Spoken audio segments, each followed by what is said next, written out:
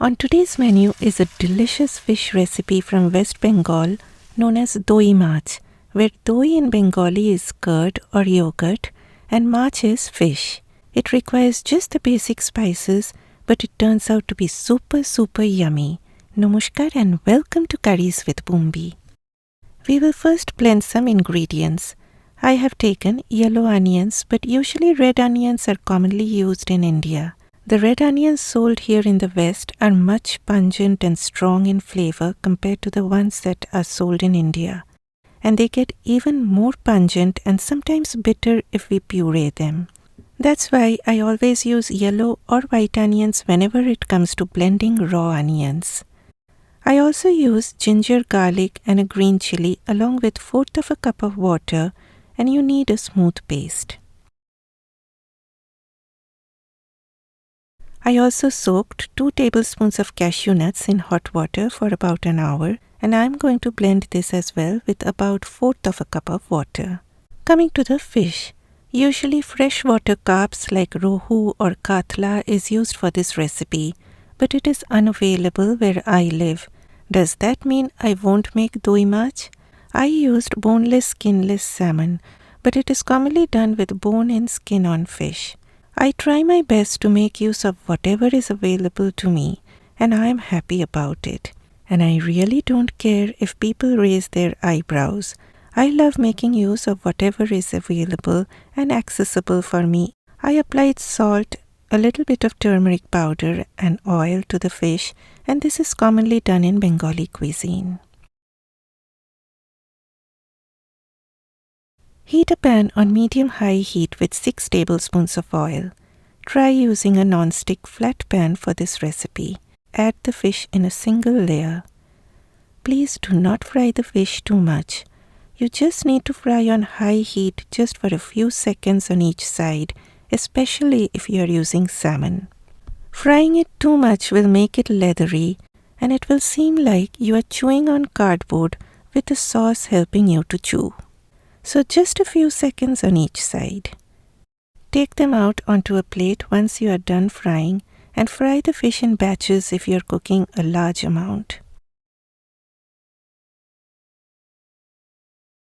In that same oil goes some whole spices.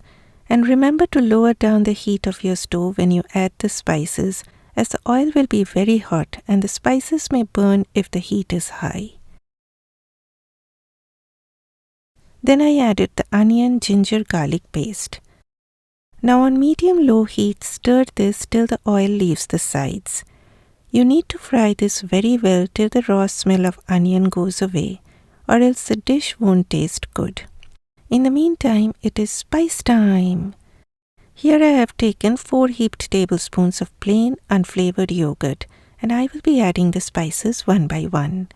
1 teaspoon of Kashmiri red chili powder, or you can even use paprika if you want to avoid the heat. A teaspoon of ground coriander, that is dhania powder, a teaspoon of ground cumin, that is jeera powder, and half a teaspoon of garam masala powder, along with a 1/4 of a cup of water. I have used Bengali garam masala powder, which I think is the simplest garam masala powder made of just 3 ingredients. I have a video on it and it is running on the card above, but you can use any garam masala powder of your choice. My friends, remember to stir the yogurt very well till it reaches a smooth consistency. This step is very important and will prevent the yogurt from curdling. Back to the pan. As you can see, the oil has started leaving the sides and is dancing and bubbling away happily, so we can now add the yogurt. And these are the steps you need to follow when you are using yogurt for cooking. Heat off or take your pan off the burner if you are using an electric stove. Add the yogurt. Add about 1/4 of a cup of water to your yogurt bowl to rinse out all that bowl goodness, but please do this quickly, because as soon as the yogurt enters the hot pan, you need to immediately start stirring to prevent the milk solids from separating. When the yogurt is well mixed, switch the heat back on to low and do not let go of your spoon until you see the gravy starting to boil. And please take out the yogurt from the refrigerator at least 30 minutes before you start cooking. If you follow all these steps, the yogurt will never split. Sometimes people tell me that I really talk too much, but these little steps will help you a lot. Trust me, my friends. And see how you can see that oil floating on the surface?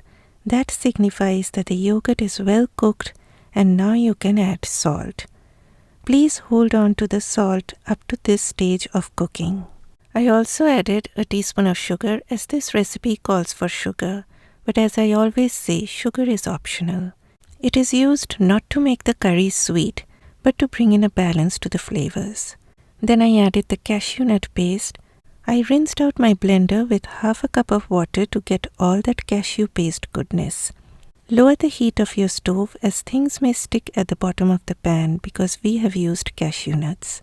You need a rather thick gravy for this recipe, but if you want more gravy, then please adjust the proportion of water according to your desired consistency.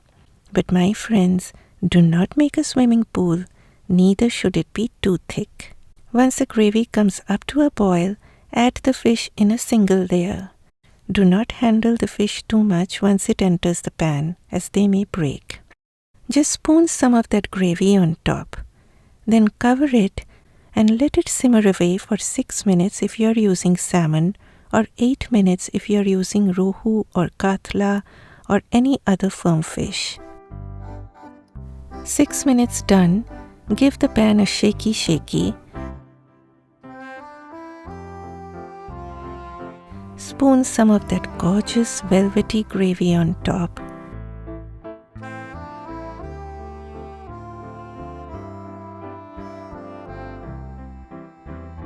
Remove the whole spices before serving, but do not do this with your bare fingers like I am doing.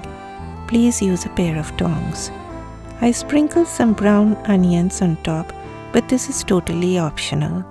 I always have some fried onions stored in my refrigerator, and I am doing this to get a nice picture. And though I am using coriander leaves, it is totally optional. I love to see those colors, and I think that's a great excuse to use my beloved coriander. This goes best with hot steamed rice, and you are going to love it. It's really surprising how you can sometimes make a gorgeous looking dish like this using just the basic ingredients. Please consider clicking that like button for me, and I will see you next time. Bye bye.